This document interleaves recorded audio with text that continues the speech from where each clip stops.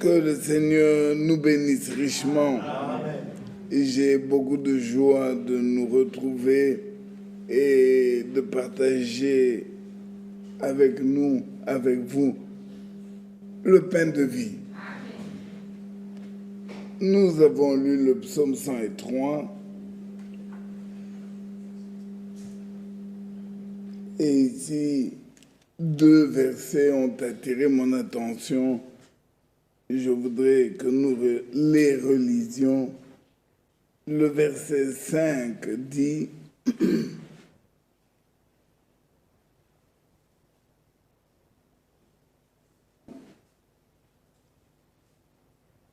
C'est lui qui rassasie de bien ta vieillesse, qui te fait rajeunir comme l'aigle. » Et le verset 10, il dit « Il ne nous traite pas selon nos péchés. Il ne nous punit pas selon nos iniquités. » Quel Dieu merveilleux. Amen. Quel bonheur d'être ici rassemblés en son nom et autour de lui. Dieu, dans sa première manifestation, il est le Logos, la parole. Tout au début, tout au commencement, Dieu s'est révélé comme étant celui qui parle. Il est la parole de Dieu. Et il est au milieu de nous, invisible. On ne peut pas le toucher. Mais il est la parole de Dieu, celle qui nous unit. Tu crois, c'est pourquoi Dieu est là. Je crois, c'est pourquoi nous sommes ici. Par la foi, nous sommes un. Mais c'est sa parole qui nous unit tous les uns aux autres. Et à la fin, il a promis que l'épouse que tu es, que je suis, sera à tout point de vue semblable. L'épouse elle-même sera la parole manifestée. L'épouse que Jésus vient prendre, ce n'est pas une épouse en travail. Ce n'est pas une épouse en devenir. Elle sera achevée en vêtements blancs. Lisons Apocalypse, s'il vous plaît. Je ne veux pas me perdre, mais je suis heureux de partager la parole de Dieu avec vous. Apocalypse au chapitre 21, nous lisons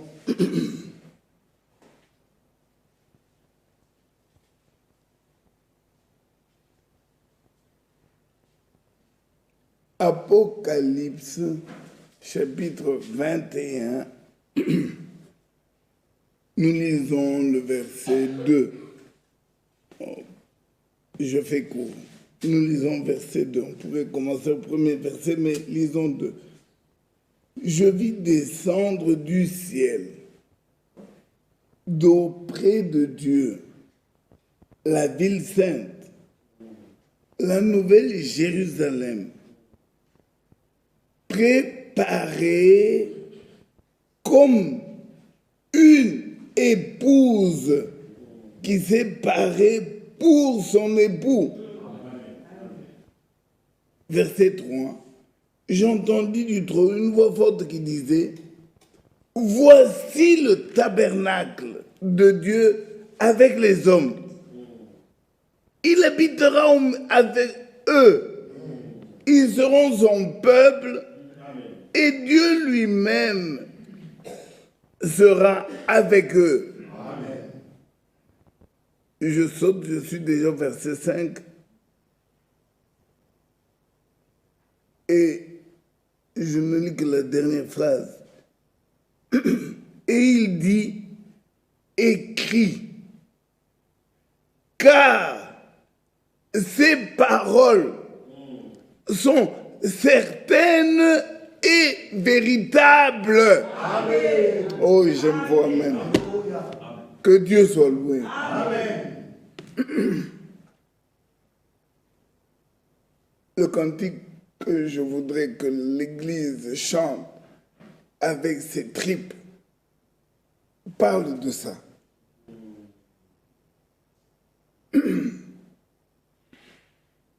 Parce que j'ai mes jeunes amis ici au milieu de nous. Quand vous êtes dans une équipe de football, quand vous êtes en sport ou quoi que ce soit, vous avez un modèle, on a un modèle que l'on veut atteindre, que l'on imite. Je ne voudrais pas citer des noms parce que je suis de la vieille école. Donc, mais voilà, on joue comme, on marque comme, on s'appuie comme. Donc ce modèle-là représente tous les efforts que l'on fait pour atteindre ce niveau-là. Jésus-Christ lui-même est la parole. Il est la parole faite chair. Alors, il va chercher une épouse. Il ne va pas prendre une épouse qui ne peut pas être la parole faite chair. Elle est une partie de lui-même. Elle est lui-même. Lui n'est que la tête. Le corps, là, le corps, c'est l'épouse.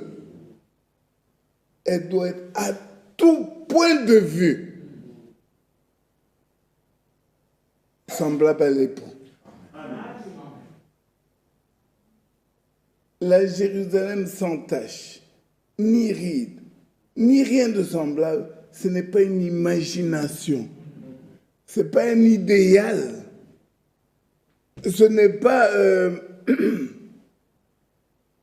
une image auquel nous restons appuyés, et nous disons, oh que ce sera beau là-bas.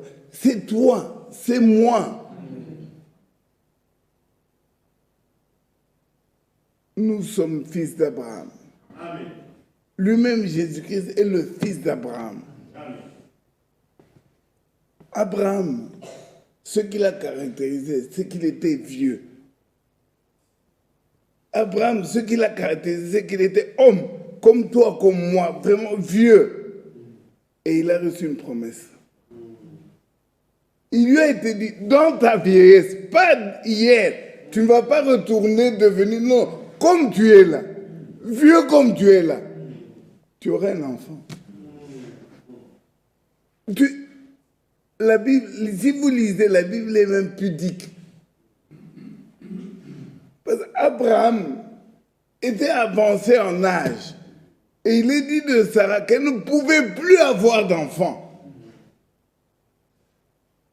Et Dieu dit à Abraham, tu auras un enfant. Il ne lui dit pas que tu auras un enfant bébé prophète ou tu vas adopter un enfant. Ou...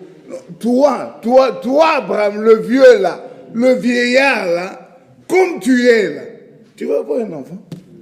Et il ne dit pas avec Agar, non, pas avec une jeune, non, avec Sarah, la vieille là. Amen. Et Abraham, notre père, si nous sommes fils d'Abraham, ça, juste ça, hein, tu aurais un enfant, Abraham a cru. Vous ne voyez nulle part Abraham demander à Dieu, je vais aller voir un médecin. Non, Abraham a cru. Cette parole-là, cette promesse-là, Abraham l'a cru. Toi et moi, il nous est dit, voici la nouvelle Jérusalem. Pardonnez-moi, vraiment pardonnez-moi, mais je relis chapitre 21, verset 2. Je vis descendre du ciel, d'auprès de Dieu, la ville sainte, la nouvelle Jérusalem. Amen. Dieu soit loué. Amen. Parce que nouvelle, Dieu doit nous le révéler. Si c'est celle que nous connaissons là, moi j'ai été à Jérusalem. Si c'est là avec les gratte-ciel et puis on va détruire, on va changer, on va, comment vous dites, en construction on parle de rénovation. Si c'est celle-ci, non, alors on peut fermer la Bible et s'en aller. Celle qui reçoit des bombes continuellement là, non. La nouvelle Jérusalem, c'est tous les rachetés. C'est ceux qui sont, comme moi, comme toi, des pécheurs sauvés par grâce. Des hommes de chair et de sang, mais à qui Dieu a fait la promesse. La nouvelle naissance, c'est une promesse de Dieu. Si Dieu ne le croyait pas, il n'allait pas nous le demander. Quand il dit il faut naître de nouveau. Et si ce n'était pas possible, bon, miliona Yerusalem amupia. C'est comme en vision, mais c'est une réalité.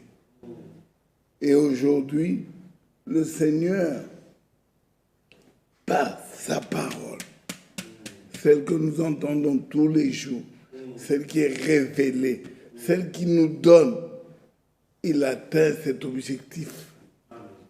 Voilà le pourquoi de notre réunion ce soir. Voilà pourquoi il y a un message biblique du temps de la fin.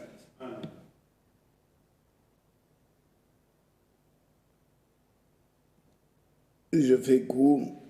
Allons à notre sujet.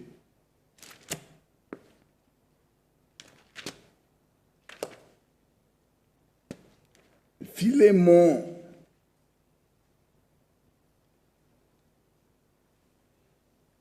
Philémon.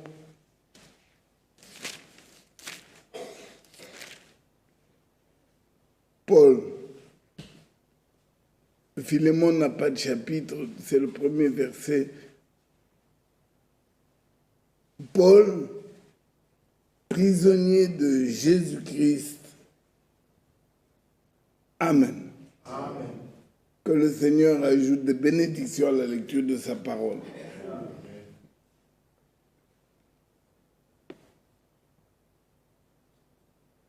Paul est l'apôtre qui a le plus écrit. Et je ne veux pas dire de ma bouche, nous le retrouvons dans Galates.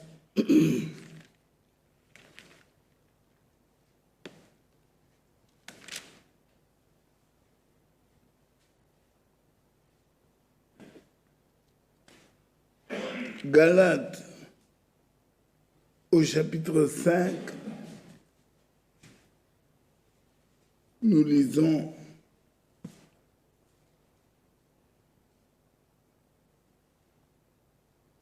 c'est pour la liberté que Christ nous a affranchis. Amen.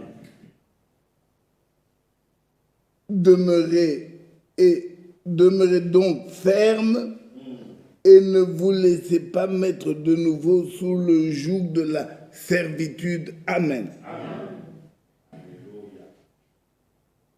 Nous pouvons ensemble retrouver dans tous les écrits de Paul combien la liberté en Christ était importante pour lui. Et c'est ce Paul qui nous dit,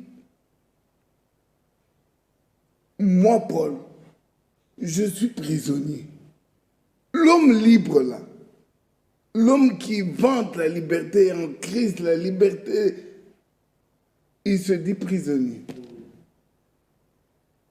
Aujourd'hui, je voudrais simplement, parce que j'ai fait la promesse à Dieu que nous allons l'adorer. Alors, je vais calculer mon temps. Enfin, je vais essayer. Paul, l'homme libre, l'apôtre de la liberté, se dit lui-même prisonnier. Vous ne trouvez pas que c'est contradictoire un peu? L'homme qui prêche, il dit la loi là, oubliez la loi, nous sommes affranchis. L'homme qui parle de la liberté là, l'homme libre en Christ est prisonnier. En fait, ce que Paul voudrait nous montrer, ce que Dieu veut nous montrer au travers de cette parole, c'est simplement, il n'a pas été enchaîné. D'ailleurs, nous pourrons le lire dimanche. Dimanche, on va lire dans Acte 17, il y a Pierre qui était en prison, mais Paul aussi a été emprisonné pour la parole de Dieu. On a dû le descendre dans une corbeille pour le faire fuir de la prison. Mais c'est ce Paul qui se présente à Philémon et dit pas docteur de l'évangile, pas apôtre du Seigneur, mais prisonnier de Jésus-Christ. Il trouve ça, je le répète encore une fois, ça peut paraître redondant, mais je le répète, il trouve ça comme des galons. Pour lui, être prisonnier de Christ, c'est haut. Quelle belle position. Être prisonnier de Christ, c'est élevé.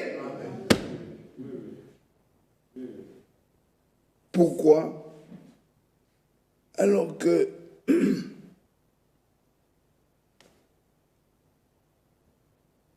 un homme en Christ est affranchi du péché. Un homme en Christ est affranchi du vieil homme.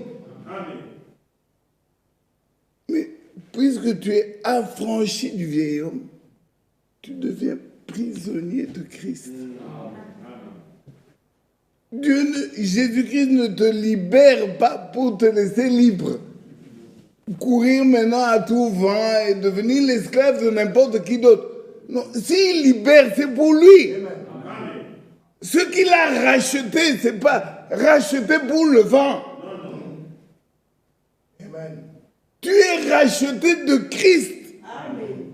Je suis racheté de Christ. Amen.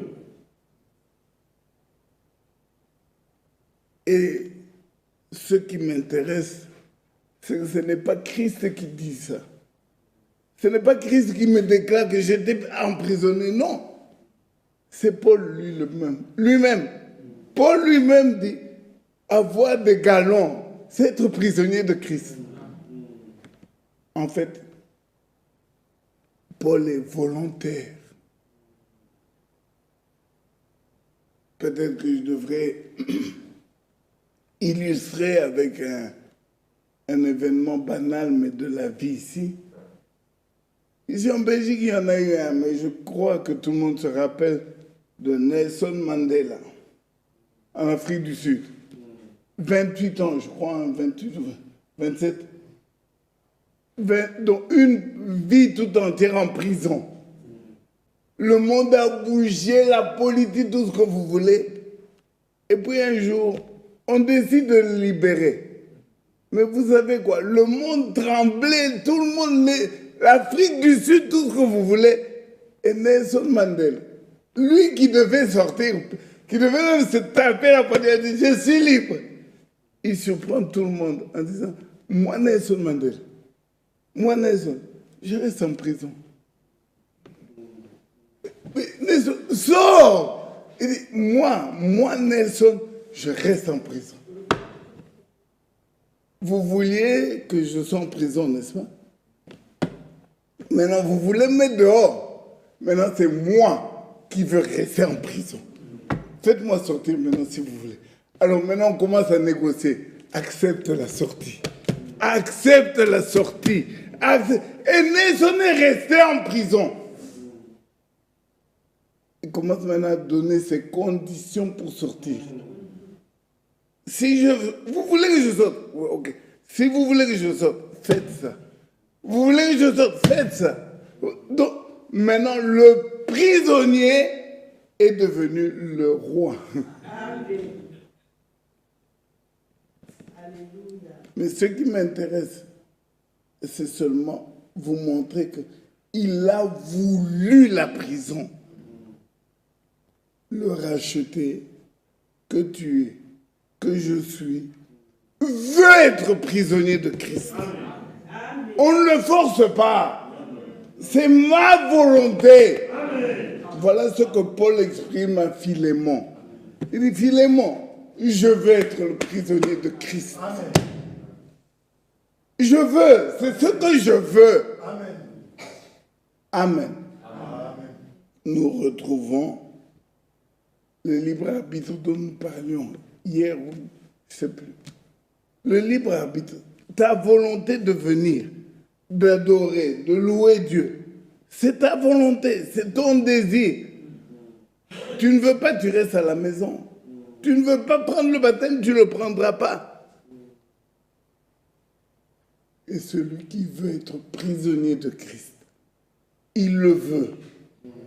On ne l'a pas obligé. Moi, je vais être lié à ces paroles.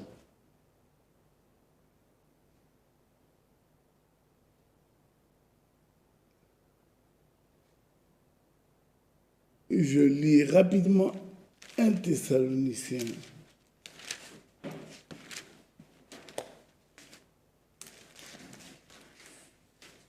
1 Thessaloniciens au chapitre 4.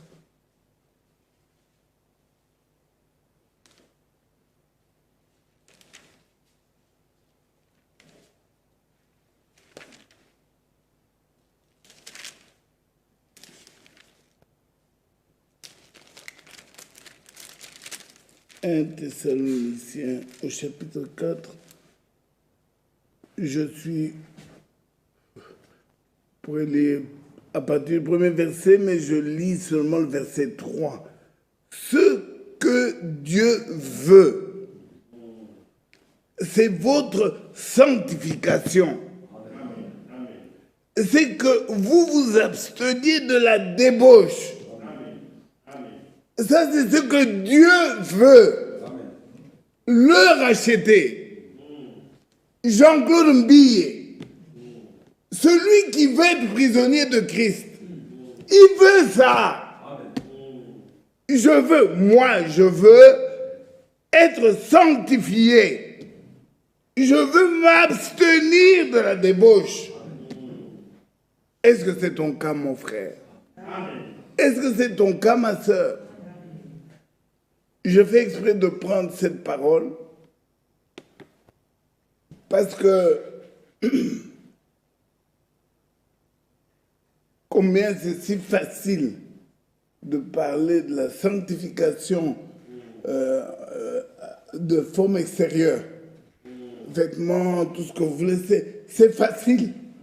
Mais parlons de la sanctification par rapport à l'intérieur, la volonté.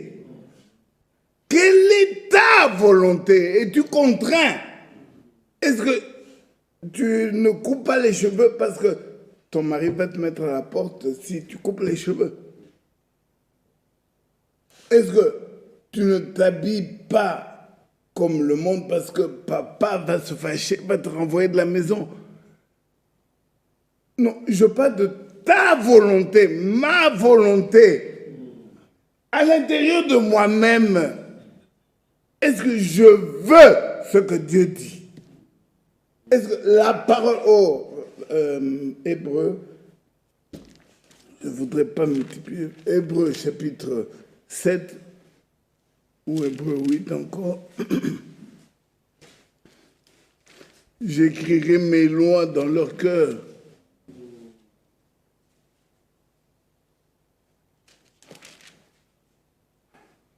Hébreu 10, verset 16. nous lisons, voici l'alliance que je ferai avec eux après ces jours-là, dit le Seigneur. Je mettrai mes lois dans leur cœur. Je les écrirai dans leur esprit. Arrêtons-nous juste là. Mon frère, ma soeur, l'épouse, je dis, elle est épouse parole. Elle ne peut pas contredire la parole de Dieu. Elle ne peut pas aller contre la volonté de Dieu. Déjà humainement parlant, dans un couple où l'homme veut aller à droite et la femme veut aller à gauche, est-ce qu'on peut continuer longtemps comme ça?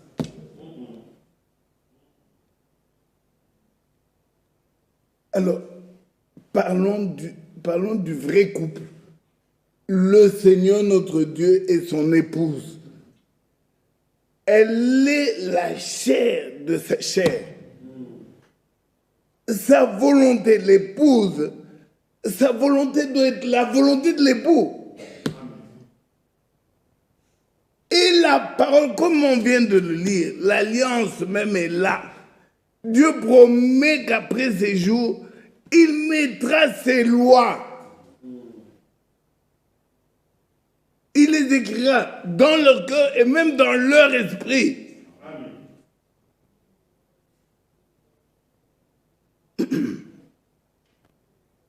Et volontairement, l'épouse prend cette loi. Elle devient la sienne.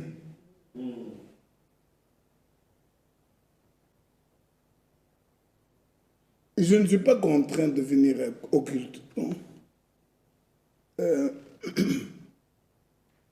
Permettez-moi même de dire que si je ne viens pas au culte, je ne me sentirai pas bien.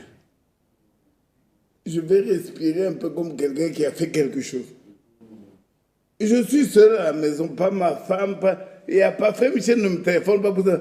Tu ne viens pas au culte? Non. Mais là, moi-même, seul, avec ma conscience, je suis un homme libre. Je viens quand je veux, je peux aller au culte. Il y a. Comment ça s'appelle? Ah, là, non. Non. Boxal. Je peux aller à Boxal, je suis un homme libre. Je peux aller là où 2 ou 3 sont réunis, je peux y aller. Mais je me suis mis à moi-même. Ce n'est pas Dieu qui m'a dit, c'est moi, j'ai choisi cet endroit pour adorer Dieu. Quand on est mardi, pardonnez-moi de vous dire un secret, c'est avec les mardis, même si j'ai un rendez-vous, j'arrête tout à partir de midi pour privilégier le culte de soi. Et je ne voudrais pas qu'on l'entende un peu comme si c'était une vantardise, mais je ne m'absente pas du culte. Que ma femme soit là pour m'amener ou qu'elle ne soit pas là. Que Frem ou Job ou Muso, mes voisins ne sachent pas m'amener. Je viens. Dans mon état là, même si vous ne m'avez jamais vu monter les trams avec la petite porte là. Vous voyez les trams qui s'ouvrent, frère, je m'assieds des fois. Mais malgré tout ça, avec tout ce que je sais sur les récits, j'ai ici au milieu de nous qui m'a dit, frère, le culte, c'est mon affaire, c'est moi, je me suis moi-même, moi, je me suis rendu esclave du culte. Prisonnier, ça c'est mon affaire. Pas parce que je viens prêcher, non. Pas parce que je vais être... Non, moi, mon problème, c'est d'être là, où le Seigneur rassemble ses enfants. Amen. Amen.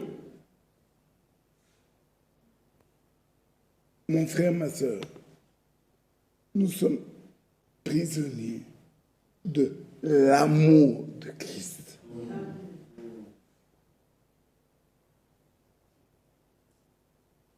Je vais dire une chose qui peut choquer. Nous ne prions pas, nous ne Il m'a été dit que je ne m'étais pas très clairement exprimé la fois passée.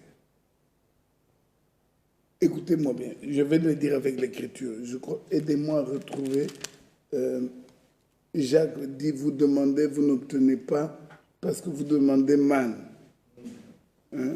C'est... Frère Jouf, aide ton frère. Vous demandez mal parce que vous demandez pour satisfaire vos passions. C'est dans Jacques, n'est-ce pas? Mais combien? Jacques 4. Lisons, Jacques. Voilà.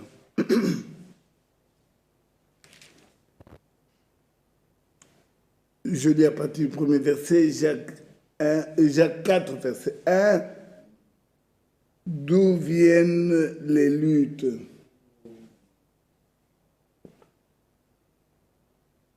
D'où viennent les querelles parmi vous? N'est-ce pas de vos passions qui combattent dans vos membres? Vous convoitez, vous ne possédez pas.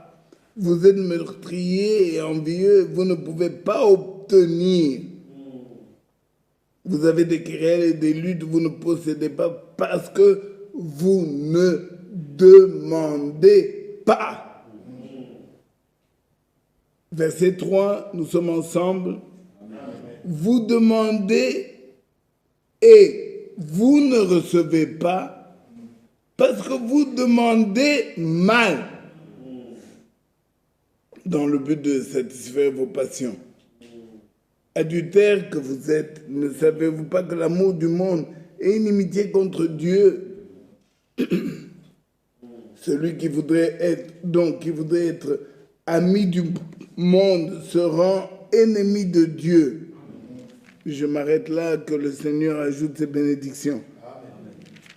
Vous pourrez continuer de lire.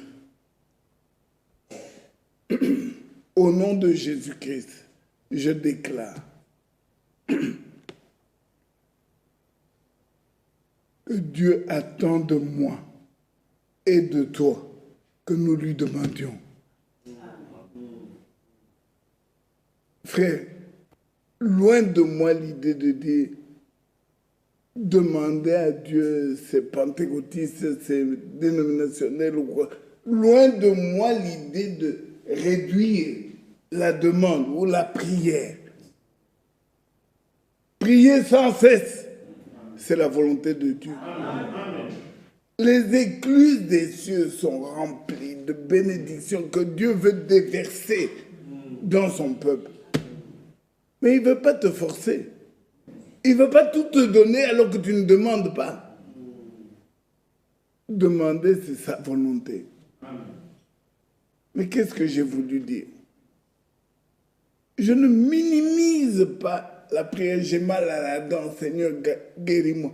Je ne dis pas qu'il ne faut pas... Frère, même pour un ongle, la guérison vient d'un seul, notre Dieu. Amen. Tu as mal à un cheveu, je parle bien d'un cheveu. Demande à Dieu de guérir le cheveu. Et si tu en as 100, demande-le lui. Dieu veut que nous lui demandions. Les écluses sont pleines à craquer. Il attend vos demandes. Il attend nos demandes. Amen. Mais ce que j'ai dit et ce que j'insiste, où sont les pères parmi nous ici? Vous allez me dire si je mens.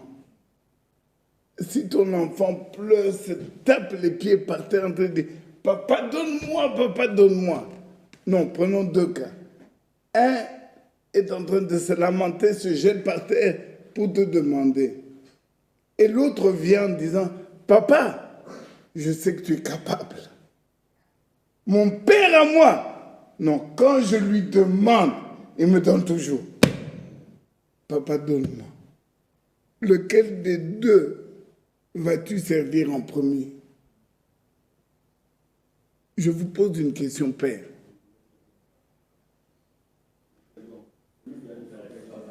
Que Dieu nous bénisse. Ce que Dieu veut dans nos demandes, ce que Dieu attend. Quand il dit demandez, quand Dieu crie, il dit vous demandez mal, demandez. Il attend des louanges. Demande la maison, demande tout ce que tu veux, mais dis à Dieu qu'il est capable. Ce qu'il veut entendre de toi, de moi, c'est que tu reconnais ce qu'il est. Tu le loues pour ce qu'il est. Alors tu peux demander. Demande comme tu voudras, mais si tu l'as d'abord mis à sa place, tu obtiendras.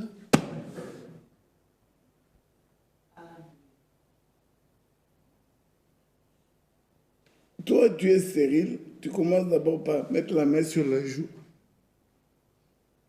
Et quand tu le regardes, tu lui parles de... il a vaincu à Golgotha, il a fait. Tu parles du message. Tu peux parler de tout, mais tu ne lui dis même pas que tu le loues parce qu'il est celui qui a donné à Anne un enfant. Mon frère, ma soeur, ta demande est caduque. Par la bouche de notre frère Ephraim ici, le Seigneur nous a dit une prière efficace. Nous devons savoir atteindre Dieu. Il faut que ta prière passe ce mur du son, passe tout ce qu'il peut y avoir comme barrière, comme poids, et elle touche le cœur de Dieu. Il n'y a pas une prière qui puisse toucher le cœur de Dieu comme celle que son enfant lui adresse. D'ailleurs, c'est encore le frère Michel, je ne sais plus qui a parlé. Nous sommes les enfants, le peuple de Dieu. Mes enfants, si je ferme les yeux, pour l'instant dans la scène, il n'y en a pas. 4, 5 enfants crient, papa, tout ce que vous voulez. Et puis l'une d'elles entre et elle crie à un seul mot. Je saurais dire que mon enfant est entré dans ça. La Bible dit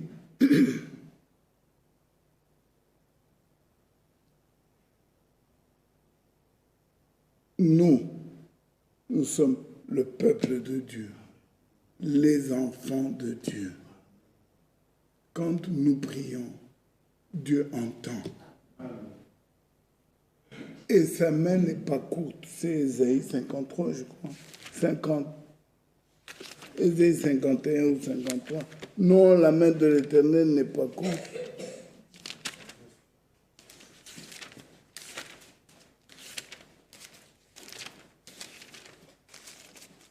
Ésaïe 59.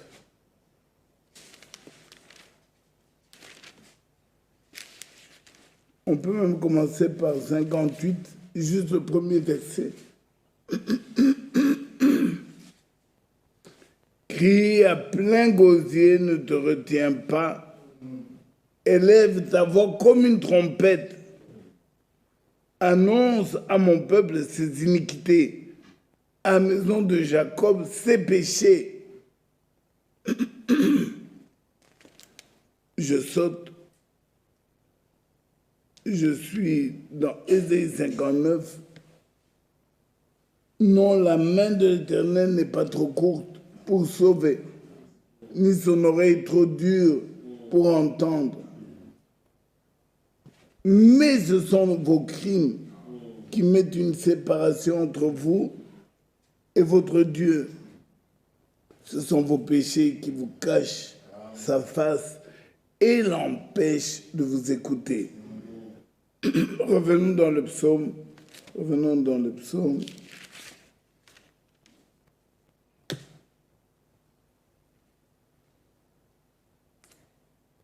C'est 103 que nous avons lu. Psaume 103, le verset 3. C'est lui qui pardonne toutes tes iniquités, qui guérit toutes tes maladies. Amen. Et pour revenir à notre sujet, c'est lui qui délivre ta vie de la fosse. Paul, prisonnier de Jésus-Christ, a appris à toucher le cœur de Dieu. Nous voulons à notre tour pouvoir saisir le cœur de Dieu. Amen. Dieu résiste aux orgueilleux. C'est sa nature. L'orgueilleux devant Dieu, Dieu n'a rien à voir avec. Mais l'homme humble, Alléluia. celui qui peut se livrer, se découvrir devant Dieu, il obtient miséricorde. Amen. Amen. La prière, oui. Toute prière, oui. Tout demande tout. Sauf une chose. Ne demande pas ma mort. Ne demande pas mon mal. Ne prie pas pour qu'il m'arrive un malheur. Non. Prie selon sa volonté. Tout ce que nous demandons, demande les richesses de la terre, demande les bénédictions du ciel, demande tout ce que tu veux, que nous demandions selon sa volonté. Et Dieu sonde les cœurs et les reins.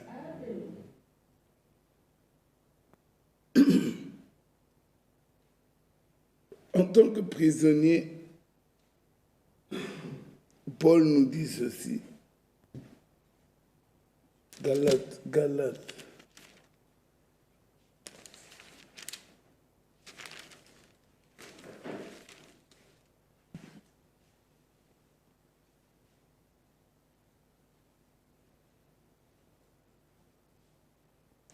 Galates 5. Ah, je l'ai lu. Galates 5, verset 1. C'est pour la liberté que Christ nous a franchis. Demeurez donc ferme et ne vous laissez pas mettre de nouveau sous le joug de la servitude. Au verset 13, il dit, vous avez été appelés à la liberté.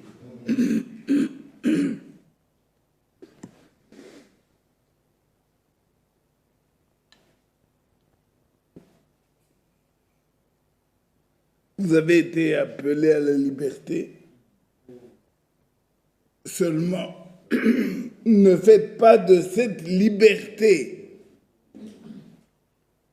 un prétexte de vivre selon la chair.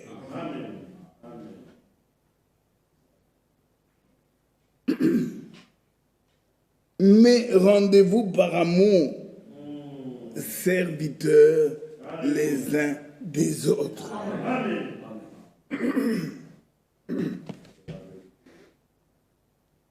Marcher selon la parole et la grâce de Dieu, c'est se soucier de l'autre. Amen. C'est vrai. C'est vrai. Pardonnez-moi de donner une image. Si vous priez le matin, Seigneur, je te prie de bénir la journée, je te prie de bénir mes enfants à l'école, je te prie de bénir mon conjoint au travail, je te prie de bénir mes parents, je te prie. Tout ça sont des demandes. Je donne une image. Tout le carnet là, ce sont vos demandes. Dieu les reçoit. Il attend une chose. Pour qu'il réponde à l'une de vos demandes, il attend une chose. Quand est-ce que vous allez prier pour frère Jean-Claude? Quand est-ce que vous allez prier en dehors de ton papa, ta maman, ta famille? Quand est-ce que tu auras le sentiment de Christ? Prie pour le frère qui est tombé là. La sœur qu'on ne voit plus là.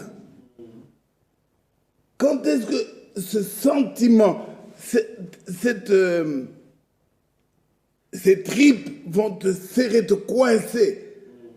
Dès que tu prononceras la toute première prière pour cette personne, tout ton carnet, toutes tes demandes là, il les exauce.